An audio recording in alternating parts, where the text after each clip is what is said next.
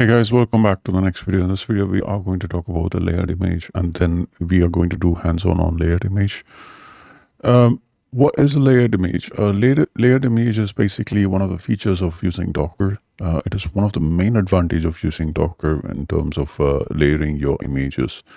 The layer goes from bottom to top, so I'm just going to discuss first thing about the base layer. So this is where you have the Docker file in which, or Docker Compose in another example. So we will be using from, where, what you're going to use. So here that you can define two types of files over here. One type of file is going to be about, you mention about an operating system, just the kernel of your operating system. Or you can mention about the third point, which I told you about, right? The second point is where you build from an operating system to your requirement for your version of HTTP server, which you want to install. So that is one option. Another option is to have already installed HTTP version. So it will have the base operating system, the Java, and the Tomcat. It could be any version of Tomcat. So you have to be flexible in terms of versioning over here, or it could be just their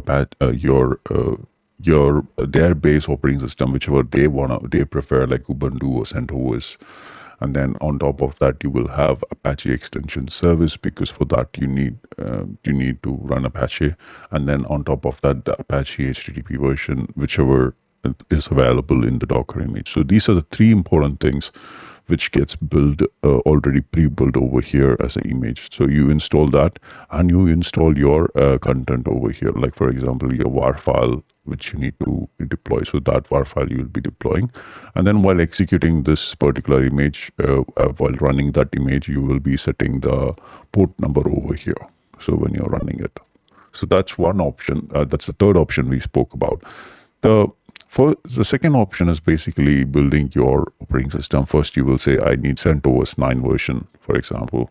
And then on top of that, you will install the APR libraries and other utilities for APR to support your HTTP instance. And then you install your version of HTTP, Apache HTTP, by using yum, after updating all the binaries of yum.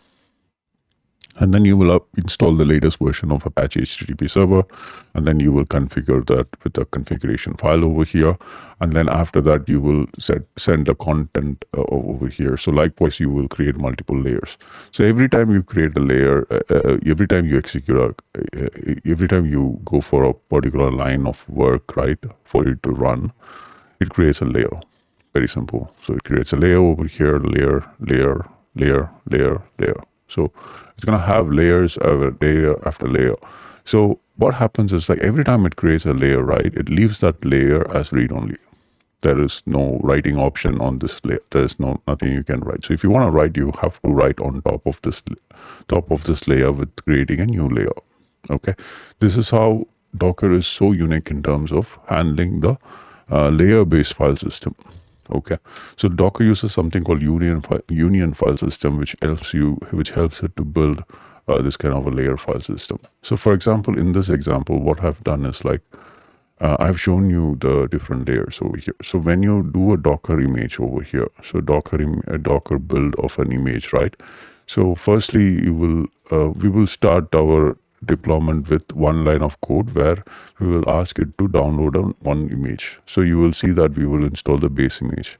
Now I will add that file with one more extra word, as in to install or copy the yum binaries or yum repositories to that one.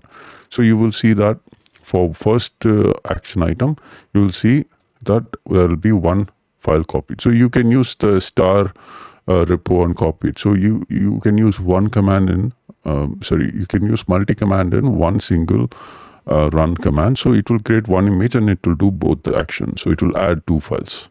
Okay. Now what I will do is, like, I will keep adding that and executing it. So what happens is that I will get the first image. Okay. First image will be created using this one particular thing. Okay. And the second image will be built using these two items. And the third image will be built with this two items. So I'll be executing the build command 3 times with different image names. So you will see that I will be creating images over images over images. So I will have created 3 images, and these 3 images will have different content. So you will see that I'm incrementally increasing the complications in terms of my images. Okay. And here we will be unzipping few files. Here we will be copying few files, and you will see that the unzip which I've done over here will all be replaced by this one. Okay, because when you make a change, for example, here the version 1, the file 1 is added over here in this layer. Here the file 1 is updated with version 2. Okay, with some information, extra information. So what happens? This file will not go over there, because we are adding a new file, but this one gets copied because we are not doing anything with this file. Okay, so but the option needs to be existing there, so it should be there as it is. If you change it, then this file only will be done and this file will be gone. Okay, so obviously the file should have all the parameters, but then if you're adding an update over here, it should be coming in as the last line. Okay, that's how the images are created. So we will look at all these options in terms of hands-on, and I'll try to make you understand about all these options while building the images. So in the next video, we will see both these activities, and maybe in a couple of videos, we will see both activities, and I'll make you understand on these 2 activities of adding file systems on layer by layer. Thanks again for watching this video. I'll see you on the next one.